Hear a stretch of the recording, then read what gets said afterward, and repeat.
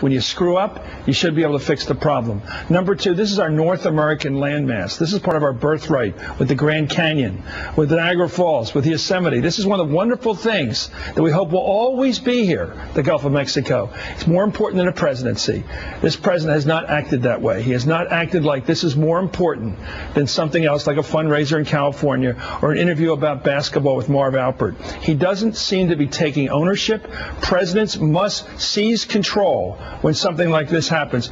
I think this is more like the Iranian hostage crisis that brought down Jimmy Carter than Katrina. I think it's more like a situation where Churchill had to enlist every ship to get the men off Dunkirk, or Harry Truman had to draft the mine workers. This is big time, and he hasn't acted like it's big time.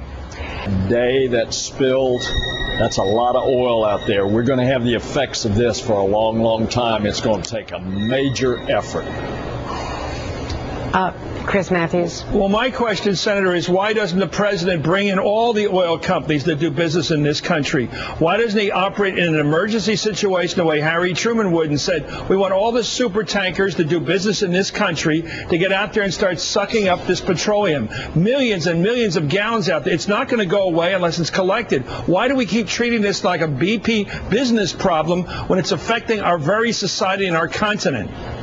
We're treating it as a lower grade problem than it is. It's clear to me this president's not acting like commander-in-chief. I don't know where Rahm Emanuel is. I don't know where the whole chain of command is. I don't know. I don't see a chain of command. I don't sense it's wartime conditions at all. I know Rahm has a family matter this week, but all through this time, I have not sensed that this president has been chief executive. And if I hear one more time that Secretary Chu has a Nobel Prize, I'm going to barf. I don't care. This idiotic cerebral meritocracy has got to step aside and let the people who do things take over. And that means taking command as commander-in-chief. That's my belief. He hasn't done it. Senator Nelson. Chris, I appreciate you being agitated, and I wish more people were agitated like you are.